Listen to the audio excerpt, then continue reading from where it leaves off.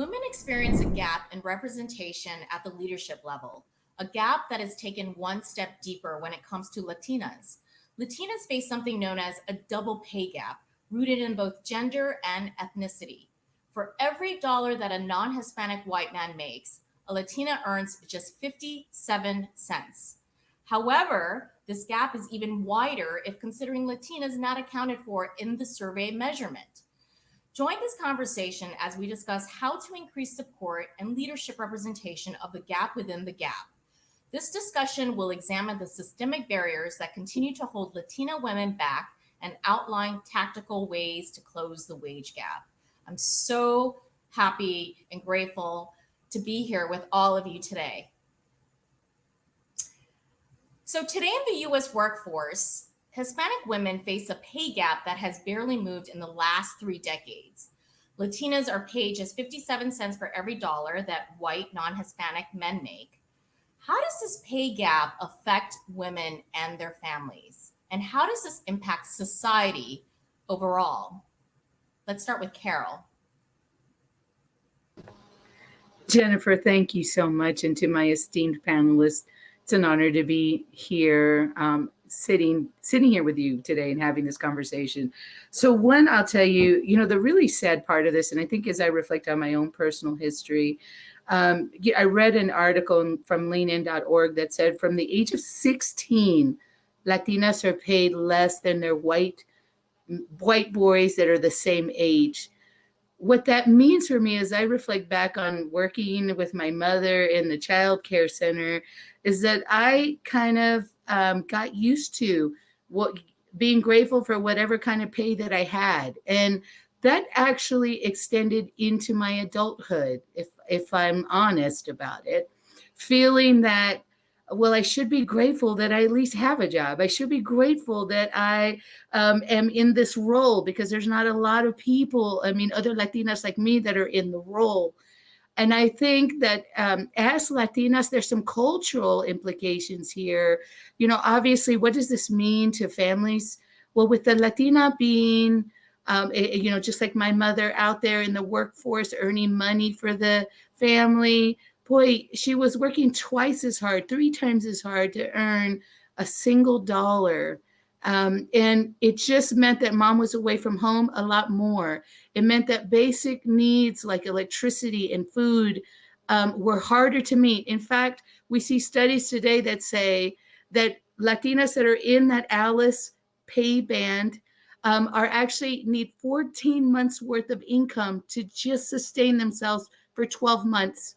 We don't have to be economists to realize that just doesn't work. The math does not work. So I would tell you there's a tremendous impact, both internally within the family and externally, as Latinas are, not earning as much as their male counterparts.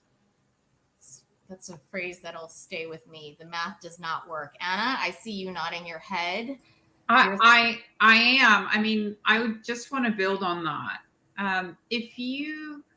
I've had opportunities to offer jobs to 2 individuals of opposing genders, and the offers have come from HR with a bias. Same competency, same job, same opportunity, both recent graduates, so equivalent individuals. And one offer comes in $2,000 to begin, higher than the other, and that gender disparity.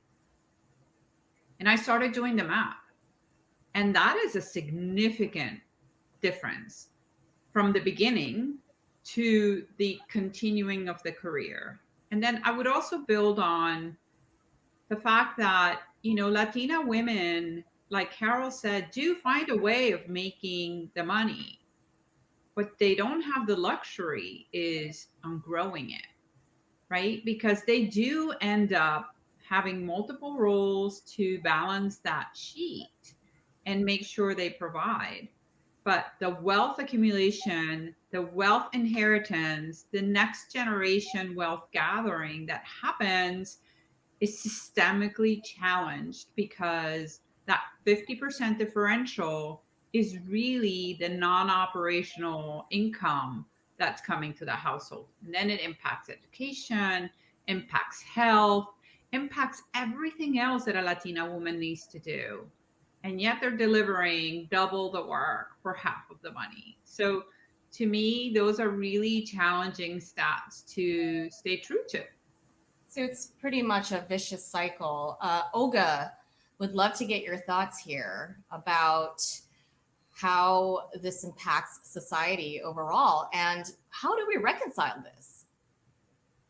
Well, I think, I mean, number one, I think I do agree, obviously, with what Anna and Carol said.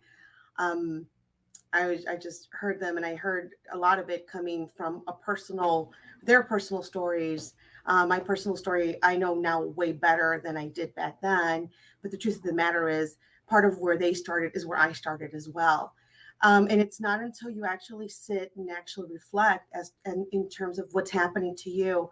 I think like my moment of really being awake to this was back in my 20s, when I had my first job, real full-time job, and I was overseeing um, two two employees, and anyway, I realized that at least for my the white male counterpart that I was overseeing, that I was supervising, he was making more than I was even after I trained him.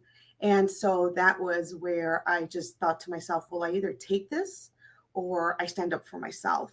And what that did was that I stood up for myself, right? And it was nervous. I didn't know what to do. I didn't feel that anybody had my back, but I did do it because I felt that I owed it to myself. Some kind of way I thought that. And so I ended up leaving that position and going on. But what that does, I think, for society is that, I could have been better at that job. I could have continued to grow within that position. My talent could have been further developed. But because of things like that, society, I mean, maybe in that it was just me, and I know it's one person, but when you start adding all the one persons, right, that this is happening to across the nation, that's something that a society is not going to get the full potential of that talent. And that's something that we really need to look at, because it's not just one individual that's being done to, it's the whole, it's a whole, it's for me, the Latina population, right? We're talking about them today, and myself. So I'd like to pose that as let's think about what we're doing. It's not just one person, it's for a whole. Well, you advocated for yourself in that situation, but you're also advocating for other women as well. Maria, your thoughts. Again, these numbers, Latinas are paid just 57 cents for every dollar that white non Hispanic men make. How does this pay gap affect women and their families? Well, I mean, building back, I mean, on what everybody said, and thank you, Jennifer, for the question. I mean, it is very impressive. And to me, being a Latina, and of course, we are all smart. I mean, talent doesn't have gender or any ethnicity. To me, it's all about knowledge. And of course, we perform, and we're multitask women, because we Latinas, we are the parents of our parents, the parents of our children, and the household, and many of the women out there, they are the actually household for their own family. And that is very bad. It's contributing to more poverty for our Latino community, women in general. And so, being a business owner, I put the policy up front. We promote talent, we promote women, and we pay equal pay.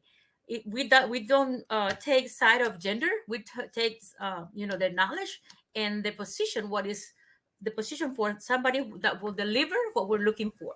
So for me, that is a key priority, because being a Latina who has taken the chance to go in business by myself at a young age and succeed, I feel that we can be a mentor, we can be an example. And I have two girls, and they have learned that their value, they have something to give back, and they are now working for corporations, and they know what they're worth. So they learn how to negotiate themselves their salaries because they know what they're doing, and they've been trained. So it's important for us to show more Latinas out there to to learn to negotiate and to get what's value, because they have value, they have something to contribute. So that's the only way that we can change this it's a mega problem. Is basically not only hurting ourselves as a Latina, but the entire financial situation within a country. So for me, it's building back to teaching these Latinas to value themselves, to think equally, to think that they're smart, to think that they have something to give back, and they're not any different from another male counterpart or other gender. Olga, you touched upon this about the workplace. What other barriers do Latinas face in the workforce? I mean, how might these be unique from other demographics? I think we think about just culturally who we are, just knowing who we are. We're grateful for the opportunity. We tend to, maybe because we're grateful, we don't negotiate the salary that we should be getting. So there's that whole spiraling effect, right, into future generations, losing, up to $1 million, whatever it is, that maybe somebody else did make because they took the right steps and they negotiated. Um, I would say that other barriers probably this results also because we don't have a whole lot of mentors, champions within these organizations. No one really has our back unless we have maybe.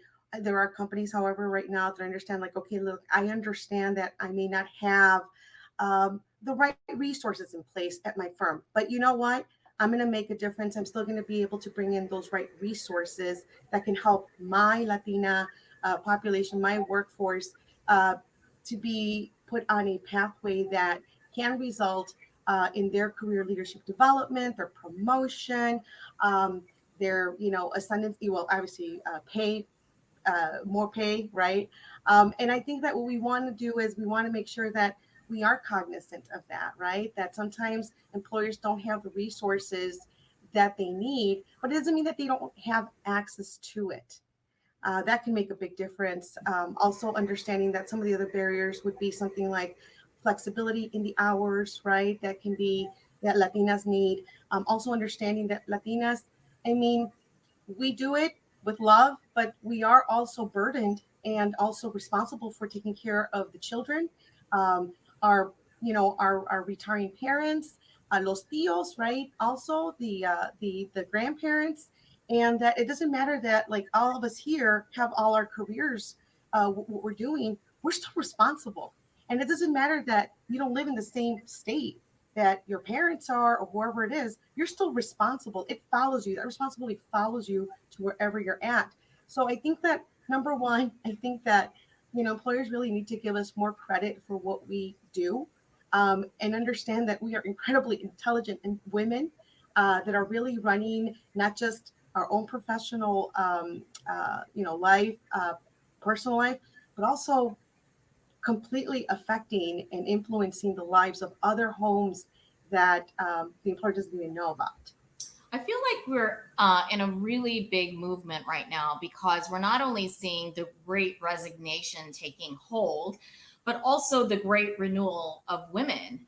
Women are really reassessing what they want.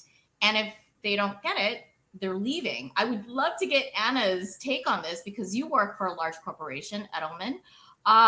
What barriers do Latinas face in the workforce? I think it's really an interesting situation because so many Latinas are small business owners, right? Like Maria, and they create their own ecosystem and they create their own path for growth. And in that ecosystem and path for growth, they can ensure that the value system is retained, that values and valued are all integrated. When you come to be a corporate first, there are significant challenges that come with that. The ecosystem, the being at the table and being quiet, because that's the way most Latina women have been brought up. to be present and quietly make a difference, which is not the way to succeed in corporate America. So I think there's some very interesting inflection points that most Latinas don't get coached on, they don't get sponsored on, and they end up being very mission centric and not self-fulfilling, advocating centric. And then, as Olga mentioned, those influencing circles.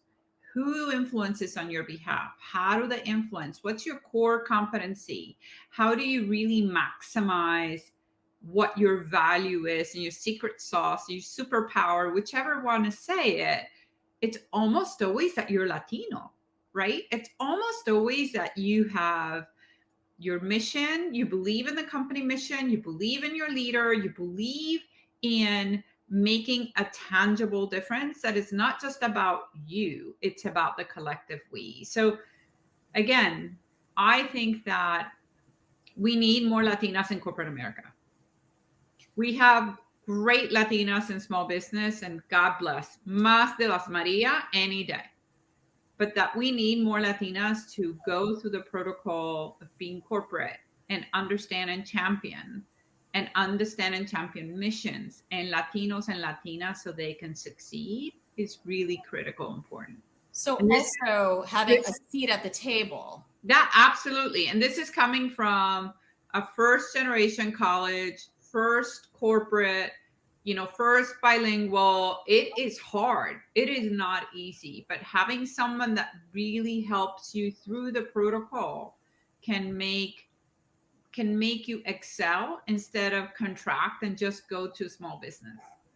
So Maria, I'm gonna hand this next question to you because you do have a seat at the table. Why is it important for Latina women to not only have a presence there, but to also be heard and listened to? Wow, that's a wonderful question. I mean, it's not only, I mean, for me, to have the seat at the table is so important, but also to be heard. And it's extremely important because we are that role model for the young generation. I mean, it's important for us to really set the path, like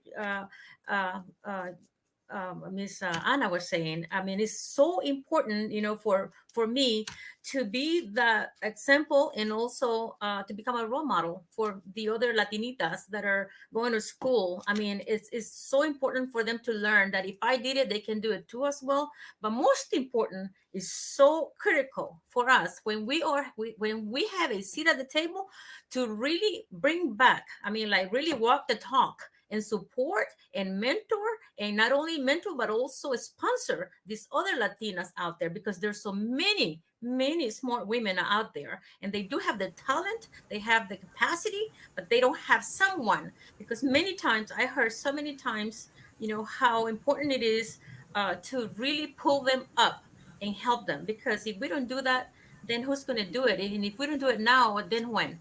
So I think it's so important for us to pull up and give ourselves strength and make things better for the other Latinitas. Can I add just a couple of points here, please, I was Jennifer? On you, Carol, because good. I felt it. I want to hear what Carol has to say. What I hear from Ana and what I've heard from Olga and what I hear from Maria really speaks to my heart. We have this assumption that if we give somebody a seat at the table, that they will take it and they will speak.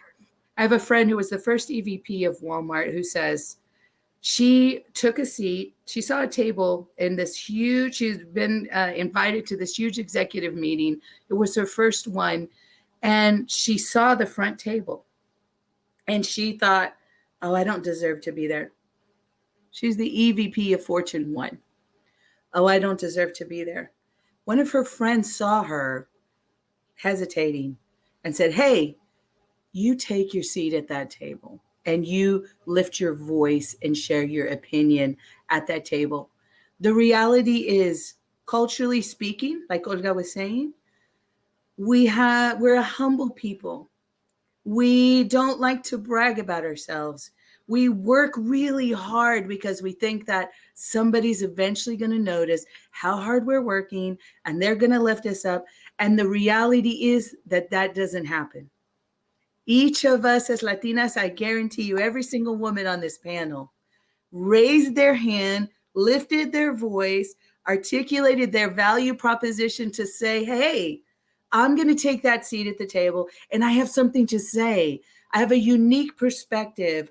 I have a different idea. I've got a question. But if we don't empower Latinas within our own organizations and companies to have that environment, or if we don't foster that culture that invites people to do that, ask them to share their opinions, then we've really missed it all, right? And I think to Maria's point, that's how we sponsor the next generation. We are the role models for them. So therefore, it is implied that we have tremendous responsibility to act and advocate and stretch and pull. You know, we take a coach's role when we sponsor people. We put them into uncomfortable positions. We give them honest feedback, even when it can be hurtful and uncomfortable. But we have tremendous responsibility, each of us, whether we're serving as mentors or allies, Jennifer, or we're serving as role models for the Latinas behind me. That little picture right there, and that one up there is my 5-year-old daughter. When I was promoted into this new role, my sweetheart said, hey, did you just say you're the president of CEOs? And I said, yes, Mija, I did say I'm the president of CEOs. I'm going to cry now. My sweetness said, yay, mommy's the president of CEOs. Now I'm going to be the president of CEOs. That's what we have to do. We've got to make the hard decisions. We've got to put ourselves out there because they're watching, whether they're 5-year-olds or they're 14-year-old boys like my sons. It's very powerful. I love that, Carol. I have to jump in. My child made my silence equals death sign. You see it behind me. Because all of us have a voice. And the question is, you know, who allows you to bring your voice forward? And sometimes, you know, this notion of calladita te ves más bonita, like you look prettier when you're quiet, is so counterintuitive to what we can bring to the equation. And so I tend to, Carol, for many years, I sat in the back and I was not taking my seat. And then I realized that by not doing that, I was preventing everybody else that was behind me of getting that seat. So now I open the seat, make sure someone sits down, and I stand there. And I make sure that person is successful until that seat is 2, 3, or 4. And so that needs to also happen with fiscal acumen, right? That needs to happen with transparency in terms of this is what I bring forward. And Latinas have a beautiful, you know, triathlete effect. They conquer the mission, they bring people upstream, and they make sure that there is fun and drama. Right? So it's a familiar environment. So if you do those 3 things, you're the type of leader that someone's going to follow and no one's really going to resign to. They will actually lean into more. So I think that the Latina employee is hugely undervalued or hugely valued. There's no in between. So, Anna, who are the key stakeholders that can become allies in this effort? Yeah, so the key stakeholders, Latinas tend to think that their club is the key stakeholder group. And that's the problem. Like we stay in our coffee club, mi comadres. And it's the opposite of that. Those people you need because you need to survive with your kids or your work streams or whatever it is that you're doing. It's 3 steps up. It's 3 steps out. It's in the industry. It's all those other people that that inspire you. Those are the people that you need to tap. Those are the people that you need to lever to be able to make sure that your seat has the fluidity that it needs to be able to grow. I believe that several of you have talked about advocacy and having sponsors.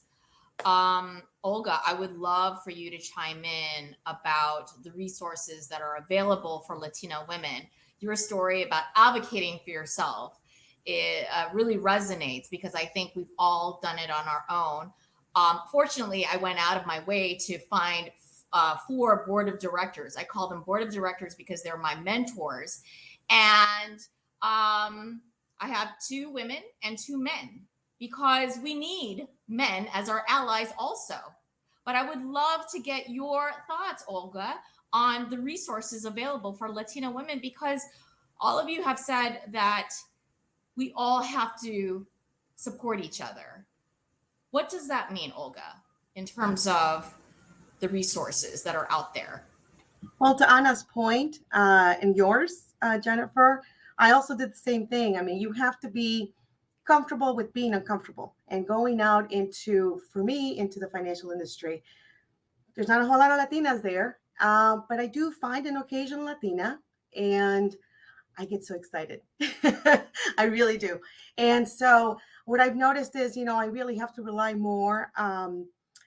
Most recently, I actually was accepted into the Chicago Finance Exchange, and that's a group of very notable women in the Chicagoland area, and that have really uh, have been are just supremely successful. So to have been admitted into that club for me was, it's life changing for me because I know I'm going to learn so much from them, and that's why I'm there.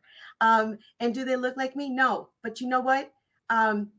They have a lot of the same goals, right, that I do, and that's really what brings us together. So I'm always about going into the rooms. That's just one example, but I'm always about going into the rooms with people that don't look like me.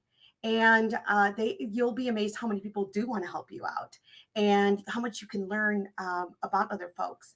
Now, when that is not the case, that's not happening for you, however, maybe where you're working, then there are other resources, for example, to get you at least started in that direction or to at least help you explore, right? So one of the things would be like the Hispanic Alliance for Career Enhancement. I am the national board chair for it, very proud. And I've been with ASE since 30 years back, since I was in high school. I was not even an adult yet. Now I'm plenty an adult age. But but what I wanted to tell you is, it's important to be able to make yourself look. I just happened to cross paths with them, right? Turns out that one of the ASE board members was a recruiter for the University of Illinois at Chicago. We crossed paths. The rest is history. Now I'm the national board chair. What? I wouldn't have ever thought that in my life. But what I did find out was that when you are working with a network, and to your point, somebody said it earlier, they can't always be, Latina women, right? No las comadres, right, Ana? But it's more about,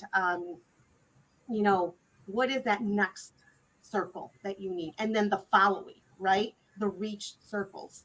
And the reason why you need those is because they're going to bring you other opportunities, other resources. ASE, for example, they bring the comadres together. We have Mujeres de ASE, the leadership development program that helps a lot of employers get their Latinas on a pathway to, help develop their career, help them get promoted. A lot of Latinas that go to that program, by the way, recommended 100% of the time. 80% of them end up getting a pay raise within the first year. 70% end up getting a promotion. So it works, right? So that's a resource for you to help you where you're at. But what it does is it gives you a bigger network. Certainly, there are so many partners, for example, to ASE. And if you start thinking about who they are, a lot of them are corporations, right? And a lot of them have individuals that are very much committed to seeing Latinas grow, the Latino community grow within the ranks of corporations. So you'll find them there, right? And again, sometimes they may look like you, and a lot of times they won't look like you, but it's okay. That's the way it's supposed to work. So those kinds of resources are available, but it's about it's not just about raising up your hand. It's about, taking action, right? Moving forward. Right. Earlier today, somebody said, well, opportunities, yeah, opportunities are there and you got to go through them. But sometimes you're like thinking somebody's going to notice me. No, no. Look, I read something today on LinkedIn and I was just laughing for a while, but I got to share this with you. And it's out there somewhere. I'm not going to say exactly what it said because it would not be appropriate, but it said something to the effect of, okay, if you see opportunity, don't knock on its door. You kick that door in, and you introduce yourself. So that was really, and that's really the way it's supposed to be for Latinas. And I know that that's not comfortable, but remember, be comfortable with the uncomfortable. Olga, I want to build on that because I know in my experience, whenever I spend time going for those opportunities or considering them, I thought it was selfish and that I was then not spending enough time with my 3 kids or my husband. And I realized that those are elevating opportunities for my family. That is really like I'm the conduit to it. That it's not about me, but it ends up being about learning something completely different that then I can bring home and my kids can learn and my husband can learn, and it's going to accelerate. Instead of detracting, it's actually an amplifier.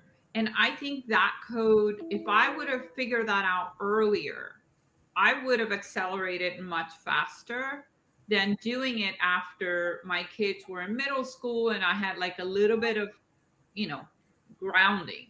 So I just encourage everyone, try to learn something new once a month. Give yourself once a month what my kids call a marshmallow because I'm kind of that person, but a marshmallow, un dulce, that's really going to expand your point of view, and it's going to increase your ability to do more and to be more. I wanted to ask Carol, how can companies create more equitable workplaces for Latinas and tap into this pool of talent? We talk a lot about representation and having a seat at the table. I, for one, think that having a diverse and inclusive, very inclusive workplace makes for a profitable workplace. So, Carol, enlighten us. How can companies create more equitable workplaces for Latinas? Right. Well, Jennifer, I'll tell you first that your hunch is correct. McKinsey and Associates did an amazing study called Why Diversity Matters that shows you when you have executives, diverse executives, you outperform non-diverse organizations by 40+%. I think the challenge we have had in kind of carrying forth the mantle that is diversity and inclusion. And I say that because when I told my mother-in-law that I was going to be doing diversity and inclusion, she said, honey, I've been doing that for 20 years. What's different now? Well, I would tell you that there are a lot of changes, societal changes that occurred in 2020 that really have helped this diversity and inclusion momentum grow. In my experience consulting with Fortune 300 companies on diversity and inclusion and helping them build roadmaps to building these diverse and inclusive cultures, I will tell you that it starts with buy-in, and it starts with buy-in at all levels. Absolutely at the top. Absolutely at the top. The C-suite has to understand the business case for why diversity and inclusion matters. But it also comes from the bottom. It comes from people within the organization that say, hey, I expect more, and I want to have a seat at the table, and I want to share my voice at the table. Through my work with Serve to Perform, I was able to consult with companies and help them understand the value of building an ecosystem that empowers high performance built on the power of inclusion.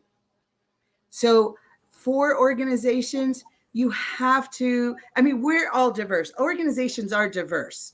It's just now a numbers thing. So lots of Latinos out there, lots of African Americans, lots of Samoans. We can just keep going and going. The population, the minorities are almost the majority here in the United States. So organizations are diverse, but they don't necessarily know what to do with that diversity.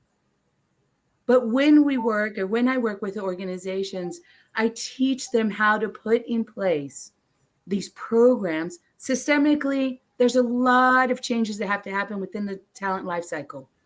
We have to make sure that bias is mitigated in the recruiting efforts, in selection, in interviews, in promotion. I mean, we could go on in that life cycle.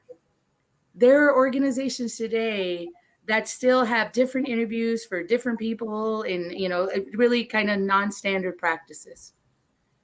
I teach them how to put in place those programs so that all of that is mitigated, but also developing the leaders within the organization to become inclusive leaders that foster an environment where diversity of thought and diversity demographically is welcome, and it is sought after, and it is catalyzed into innovation. There's a strong business case for diversity and inclusion, lots and lots of data, but you've got to start with the organizations themselves and building those allies. I call them raving fans. There are people who are saying wonderful things about diversity and inclusion, about their cultures, even when you're not standing in front of them. Thank you so much for that, Carol. I know that we're coming up at the hour and we're wrapping things up. I wanted to ask each of you, what advice would you give a Latina entering the workforce? Let's start with Maria.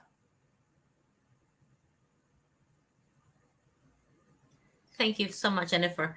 Well, the advice I would give to Latina entering into the workforce is to, first and foremost, believe in themselves. Also, look exactly, the direction that she wants to go and hit that goal. Never, take a no for an answer. It's always important to just, like you said, just push that door and get it open. For example, in my case, there were so many things that can be said right now, but I know time is not enough. I went into the male dominated industry. I'm the first Latina in the waste management industry. Thank you. And I went to these board meetings where just only male were in these meetings, and I was, disrespected many times. And I never let that go into diminish me. That made me much stronger and make more out of it. So that's what I would tell Latinas, and not to and to learn to associate with not just the friends, but people that know more. It's been one of my key pieces for my success, is associating with mentors, people that are or knowledgeable, that they have not just the female genders, but also male genders. And that's another thing that is important also to bring to these meetings, this corporate CEOs, males as well, so they can learn and listen to our conversations, because sometimes they don't know what the needs are, or they don't have that capacity, I guess, because they're so busy doing other things. So it is important to network with these individuals. In my case, I've been appointed to several boards where just male at the table, and now who would have thought that I'm just been appointed to serve and represent small business owners throughout the country with the National Women Business Council. 15 members from the entire country. And it's not about because you have an accent. It's not, don't be afraid of speaking, because talent and education and knowledge, it doesn't have, as I said, gender.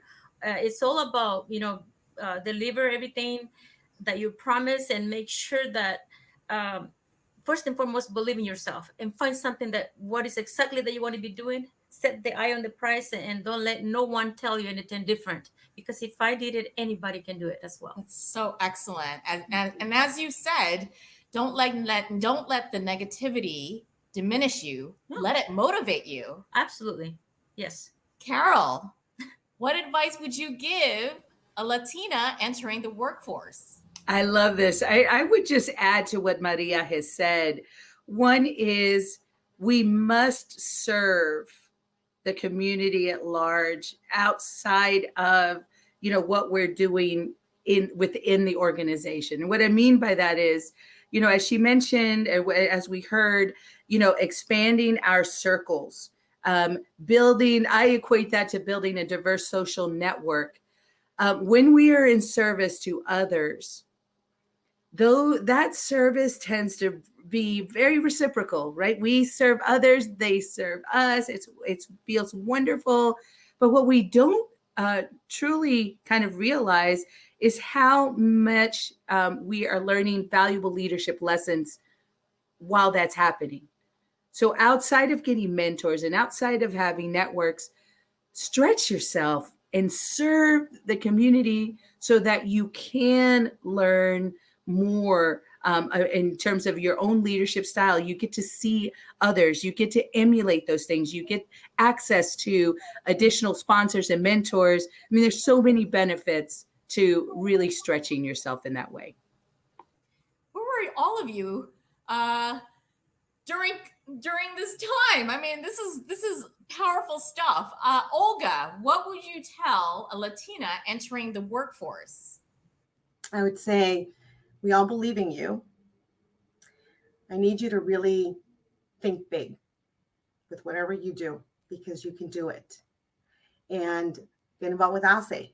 I think that there's many more opportunities that await you in there. And it's not just about you showing up. It's about you coming in and introducing yourself. Because I got to tell you, your friends are waiting for you there, maybe business partners, maybe new opportunities, your leadership opportunities are waiting for you. Wow. And last but not least, Anna, close us out. Oh my God, I would say your authenticity, your life experience is your bonus. It is not a tax. Maria, Carol, Olga, Jen, you've all talked about how you're perceived as a tax. It's the opposite. And if you find a detractor along the way, take this name down and don't spend any energy there. Spend the energy improving your value, your point of view, your authenticity, because again, you're going to succeed. It is not the why, it's the why not. So bring it. Like, you gone that far, you got in the door, do something with that seat and have the best time of your life. And if it doesn't work, it's not for you. Go move somewhere else. Thank you so much, Anna, Carol, Olga, Maria. This was an illuminating and powerful conversation. I'm going to say thank you also to Michelle. I'm ready to kick some doors. Gracias. Thank you, everyone. Adelante. Bye. Thank you.